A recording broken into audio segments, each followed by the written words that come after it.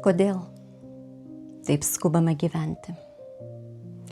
Dar nesulaukėme paskutinio kalendorinių metų mėnesio, bet jau kalbame apie 2026 metus.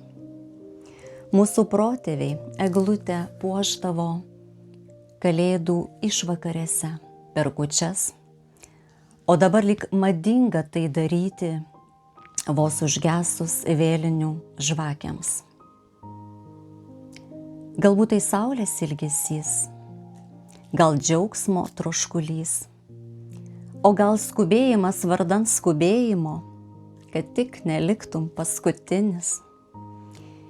Juk dar mokykloje mus mokė konkuruoti ir lygintis vieniems su kitais. O aš tave kviečiu būti ir likti savimi. Daryk taip, kaip sako širdis, kaip jauti, kaip nori. Čia ir dabar. Originaliai, savitai, iš jausmo. Ir ne dėl patiktukų, o dėl to, kad tu įkvepi ir užburi, kad tu nori šviesti kitiems. Dalinkis tik tuo, kas tikra. Taigi aš, Jolanta Jurkynenė, kas dar matote pirmą kartą, esu sąmoningai naudojanti astrologijos bei numerologijos žinias.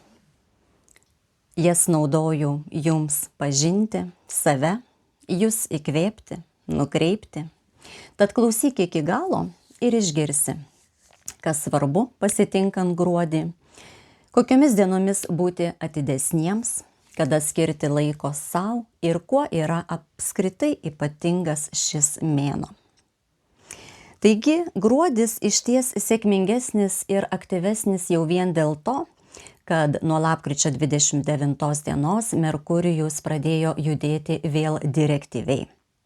Ir įdomu tai, kad nuo gruodžio 1 dienos iki pat kalėdų meto mes patirsime mėnulio kelionę per visus zodiako ženklus.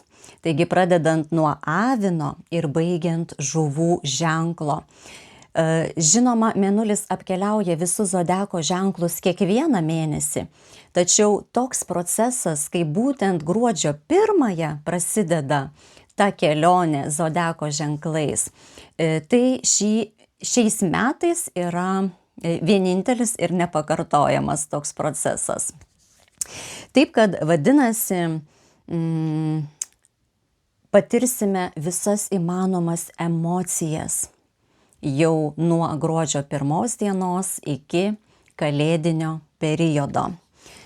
Ir pikas emocijų tai bus gruodžio 5 diena, kai įvyks pilnatis Dvynių ženkle, o jaunatis bus gruodžio 20 dieną Šaulio ženkle. Tai paskutinė metų jaunatis iš tiesų atneš palengvėjimą Skorpiono ženklo atstovams, visiems tiems, kurių gimimo metu juodasis mėnulis buvo Skorpiono ženkle. Taigi 9 mėnesius karmines pamokas teikia būtent Skorpiono ženklo atstovams arba kurių gimimo momentu juodasis mėnulis buvo Skorpiono ženkle. Ir dabar jau nuo gruodžio 20 dienos juodasis mėnulis pereina į Šaulio ženklą ir Šaulio ženklo atstovų bei tų, kurių gimimo metu juodasis mėnulis buvo Šaulio ženkle, laukia 9 mėnesių karminis patikrinimas. Taip, tai įvyks gruodžio 20, taip, jaunaties metu, tik jaunatis truputį anksčiau tą dieną ir būtent tas perėjimas tai 21 valandą 11 minučių. Ir aišku, mes patirsime visi kolektyviai tam tikras pagundas, pamokas, patirtis susijusias su tikėjimu, dvasinėmis sritimis, su aukštuoju išsilavinimu, su užsieniu, kelionėmis, su pasaulėžiūra, autoritetais, puikybė, tokia kaip savybė, Na ir daugiau, bet ką tai duos visiems zodiako ženklams ir apie ką yra šis karminis periodas, tai aptarsime artėjant antrai gruodžio pusiai. Taigi, nepamirš pasekti jaunaties svaja. Ir tai, kad mistišką Skorpiono ženklą jau lapkričio 30 palieka Venera, būtent šiandien Venera pereina į Šaulio ženklą, nuo gruodžio 12 ir Merkurijus palieka Skorpiono ženklą, Marsas jau Šaulio ženkle bus iki gruodžio 15 dienos. Visi šie procesai, planetų judėjimas teikia iš tikrųjų daugiau optimizmo, tokio ir tikėjimo, ir kosmopolitiškumo, ir norą tobulėti skatina, ir mokytis, plėsti pasaulėžiūrą, keliauti, pamokyti beje. Ir nuo gruodžio 20 netgi pernelyg piršti savo nuomonę, net pamokslauti, tai šito reikėtų vengti. Bet pradžia gruodžio mėnesio iš tiesų tokia ir džiaugsminga, ir optimistiška.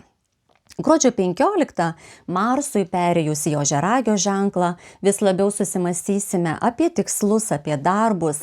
Saulės perėjimas Ožiaragio ženklą nuo gruodžio 21 dienos jau skelbs astronominės žiemos pradžią ir tai teiks daugiau rimtumo, stabilumo. Venera Ožiaragyje nuo gruodžio 24 dienos jausmams teiks praktiškumo, mokys kantrybės, saiko, mažiau norėsis išlaidauti. Tai matome vis tiek nuo tokių energijų gan aktyvių, nes mėnesio pradžia iš tikrųjų gali duoti ir tokio ir avantiūrizmo, ir perdėto skubotumo. Taip, per daug skubėsime ir dėl to galime nerimauti. Ir tiesiog susitaikykime su tuo ir džiaukimės, kad antroji metų pusė tikrai turėtų būti stabilesnė, ramesnė, žemiškesnė. Taip, taigi ugnies stichija perims ir užvaldys, pakeis jau Ožiaragio ženklas, tai žemiška stichija. Numerologiniu požiūriu gruodį veiks 3, 12, 21 energijos. Tai taip pat signalizuoja apie tai, kad mėnuo gali būti kūrybiškas, toks džiaugsmingas, socialus, emociškai jautrus, gan kai kuriems žmonėms galbūt ir depresyvus. Tai turėkite omenyje, kad labai svarbu ugdyti savyje tą pozityvą, ar ne, kuo daugiau optimistiškų energijų. Ir kadangi apskritai bendra 2025 metų energija kviečia apibendrinti metus, užbaigti, dvasiškai ir emociškai pasirengti naujai pradžiai, juk 2026 metai tai 1 ar 10 energijos naujo ciklo pradžia. Ir iš tikrųjų metas pažvelgti ir plačiau, ir giliau. Tad jei buvo įdomu, naudinga, spausk patinka, komentuok gruodis, laukia dar įdomesnių dalykų kitose transliacijose, nes tai yra bendra energija, ar ne? O aš pasidalinsiu dar ir tuo, kad kiekvienas mes galime pagal savo gimimo datą apsiskaičiuoti savo asmeninę ir mėnesio, ir metų energiją. Tai jeigu įdomu, laukiu emocijos, laukiu komentaro, įdomu, gruodis ar dar kažką pakomentuokite ir visiems gražaus sekmadienio.